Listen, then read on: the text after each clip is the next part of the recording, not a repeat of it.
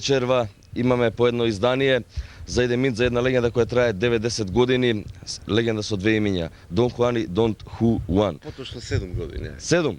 Да не бидеме скромни. Добро. Конечно, после тие 7 години се појавуваат две изданија. Едно сосема ново, а друго како реиздание на касета. Мора да ги објасниме и двете овие работи. Имаме и некои забелешки, поточно забелешки кои произлегуваат од некои други луѓе. Еве, почнуваме токму од тоа старо издание. Ова е реиздание на изданието на Тротоар, касетно издание. Меѓутоа овде некако не е спомнато Тротоар. Да, Тротоар е издавач на тоа касетно издание на Готенбет. Воред да разјасниме на работа. Тротоар се јави како издавач на тоа касетно издание. И не, со Тротоар немавме воопшто никаков договор. Тротоар, да се вратиме 2 години уназад, може би и згасна да работи. Ја мислам дека овој последно издание беше Готенбет, така, ако не се лажам, во ред. Не, на тие траки кои набрзо треба да се појават, ќе стои Тротоар, во секој случај. Значи има и касетни изданија од двете компании. Обавезно, немаше касетни изданија во тој момент затоа што не можевме да стигнеме, но за недела две треба да има и касетни изданија. Добро, Дон Хуан беше една упорна група, навистина упорна група. Ти цело време, барем цело време во тие 7 години сме во контакт, убедуваше компакт дискови мора да постави. Дон Хуан мора да има компакт дискови. Навистина се изненадив.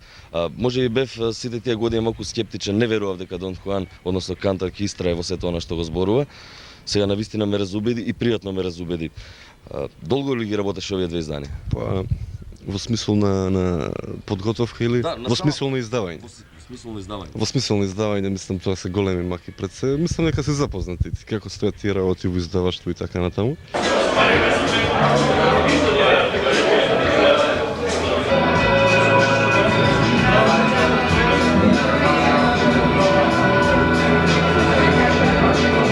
Појави веднаш потоа, но низа пред се финансиски проблеми не успеавме да смогнеме сили да го издадеме тој албум Higher Ground, но мислам излегува во право време. Сепак свежо по однос на македонските прилики, нели, снимено, односно завршено во септември, излегува во месец јуни и не е толку некој голем. Па има онака 9 месеци, мислам, баш породување, класично породување, што излезе со години да излезене во месец јуни во знак на близнаци, што мислам мислам дочекав и тоа да биде. Во ред. Добро, планира ли Дон Хуан да се навраќа, односно Кантар, гледаме го издава Готенбет, може би претходните попчкарти и... Па не знам, многу души ме убедувале дека попчкарт треба да го издадам. Сепак Дон Хуан датира од почетокот на од тоа издавање на попчкарт 94 година. Токсикоманија е веќе некоја друга приказка, да не кажам скоро и некој си друг бенд, така да макар што дел од таа токсикоманија и на Готенбет.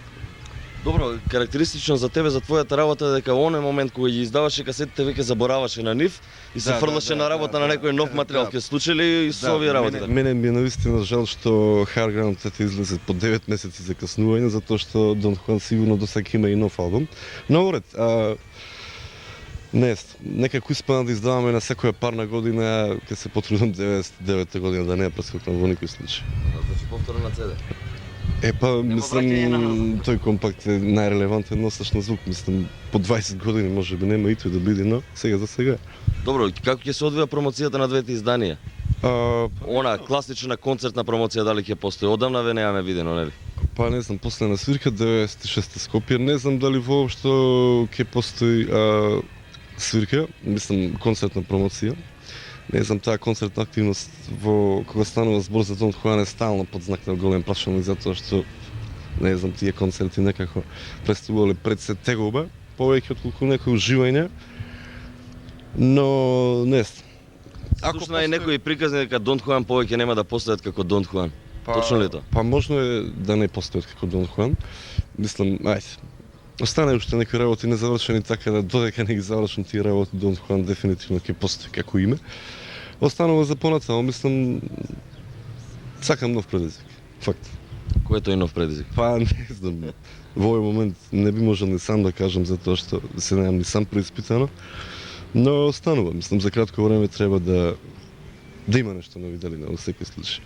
Добро, и за крај ме интересира нешто сосем на страна од Дон Хуан, но на некој начин сепак врзано за Дон Хуан. Каква е ситуацијата со рок-н-ролот во Прилеп? Во мојата најава, нели, споменав Прилеп град на фанзините, меѓутоа и град во кој што подолго време ништо не се случува нешто позначено или покрупно. Ова е можеби најкрупното нешто што се појавило во последните 10 години, 2 CD-а во Прилеп. Знаеме Уберцајтук малку работат, останатите бендови како да се во некоја тишина. Имаш ли ти некои сознанија за сето тоа? Па не знам, јас знам дека работат уште 2-3 други бенда. Не знам, има еден добар бенд кој онака не знам, баш треба вечера да си да, ова поре. Има 2-3 бенда. Мислам, не сум ги слушнал доволно. Сите тие настапи во живо некако се поимане лошо организирани, така да тешко може да заприметиш нешто. А да не дискутираме воопшто за вредност, така само, но сепак мислам дека за живо не. Знаеш како, сио проблем е најверојатно во тие медиуми. Колку медиумите ќе успеат да пласираат нешто, толку повеќе се развива сцена не само во Прилеп, туку и во нас на цела држава. Ќе помогнат ли овие две изданија во разбудувањето на сцената во Прилеп? Па не знам, мислам Дон Хуан како бенд да го врзиме за Прилеп, мислам дека е малку лошо во секој случај.